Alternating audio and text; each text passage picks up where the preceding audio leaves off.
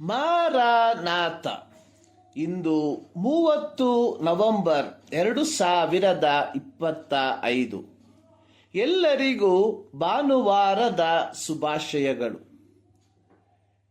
ವಿಶ್ವದ 2.4 ಶತಕೋಟಿ ಜನರು, ಅಂದರೆ ಒಟ್ಟು ಜನಸಂಖ್ಯೆಯ 1/3 ಜನರು ಇಂದಿನಿಂದ ಅಡ್ವೆಂಟ್ ಸೀಸನ್ ಅಥವಾ ಆಗಮನ ಕಾಲವನ್ನು ಆಚರಿಸುವುದಕ್ಕೆ ಪೂರ್ಣ ಸಿದ್ಧತೆಯಲ್ಲಿ ತಯಾರಾಗಿದ್ದಾರೆ. ಆಗಮನ ಕಾಲದ ಮೊದಲನೆಯ ವಾರವನ್ನು ನಿರೀಕ್ಷೆಯ ವಾರವಾಗಿ ಆಚರಿಸಲಾಗುತ್ತದೆ. ಲೂಕನು ಬರೆದ ಸುವಾರ್ತೆ 2ನೇ ಅಧ್ಯಾಯದ 25-26 ವಾಕ್ಯಗಳಲ್ಲಿ ಸಿಮೆಯೋನನೆಂಬ ಒಬ್ಬ ಮನುಷ್ಯನ ಕುರಿತಾಗಿ ಬರೆದಿರುವಂಥದ್ದನ್ನು ನೋಡುತ್ತೇವೆ. ವಾಕ್ಯದಲ್ಲಿ ಬರೆಯಲ್ಪಟ್ಟಿರುವಂಥದ್ದು, ಆ ಕಾಲದಲ್ಲಿ ಸಿಮೆಯೋನನೆಂಬ ಒಬ್ಬ ಮನುಷ್ಯನಿದ್ದನು.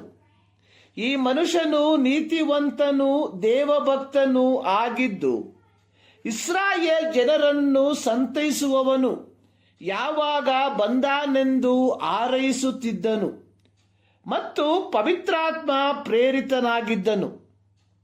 ಇದಲ್ಲದೆ ಕರ್ತನು ಕಳುಹಿಸಬೇಕಾದ ಕ್ರಿಸ್ತನನ್ನು ಕಾಣುವುದಕ್ಕಿಂತ ಮುಂಚೆ ನೀನು ಸಾಯುವುದಿಲ್ಲವೆಂದು ಪವಿತ್ರಾತ್ಮನ ಮೂಲಕ ಅವನಿಗೆ ದೈವೋಕ್ತಿ ಉಂಟಾಗಿತ್ತು.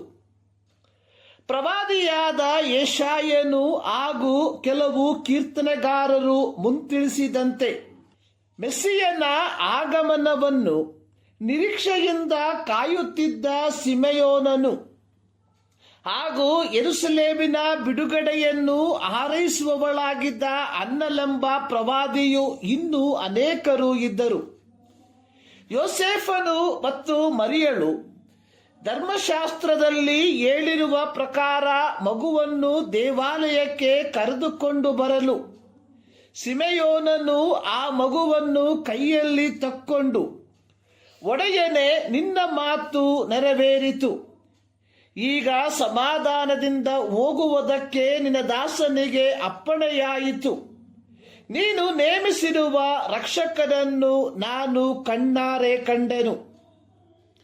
ಆಗಮನದ ಕಾಲವು ಅಥವಾ ಅಡ್ವೆಂಟ್ ಸೀಸನ್ ನಮಗೆ ಕೊಡುವಂತಹ ಸಂದೇಶ 2025 ವರ್ಷಗಳ ಹಿಂದೆ ಮನುಷ್ಯಾವತಾರವನ್ನು ತಾಳಿ ಬಂದ ರಕ್ಷಕನ ಜನನವನ್ನು ಸಡಗರ ಸಂಭ್ರಮದಿಂದ ಲೌಕಿಕ ರೀತಿಯಲ್ಲಿ ಆಚರಿಸಿ ಎಂಬುದಾಗಿ ಅಲ್ಲ, ಬದಲಿಗೆ 2025 ವರ್ಷಗಳ ಹಿಂದೆ ಕಾಲವು ಪರಿಪೂರ್ಣವಾದಾಗ ರಕ್ಷಕನು ಜನಿಸಿ ಬಂದು ತನ್ನ 33 ವರ್ಷದ ಪ್ರಾಯದಲ್ಲಿ ಲೋಕದ ಪಾಪಗಳ ಪರಿಹಾರಕ್ಕಾಗಿ ತನ್ನನ್ನು ತಾನೇ ಯಜ್ಞಾರ್ಪಿತನಾಗಿ ಅರ್ಪಿಸಿದ ಯೇಸು ಕ್ರಿಸ್ತನು ಯಾವುದೇ ಕ್ಷಣದಲ್ಲಿ ಆತನು ತಿರುಗಿ ಬರುವಾಗ ನಾವು ಆತನೊಂದಿಗೆ ಒಯ್ಯಲ್ಪಡುತ್ತೇವೆ ಎಂಬ ನಿರೀಕ್ಷೆಯಲ್ಲಿ ಪ್ರತಿ ಕ್ರೈಸ್ತನು ಜೀವಿಸಬೇಕು ಎಂಬುದಾಗಿ ಆಗಿದೆ.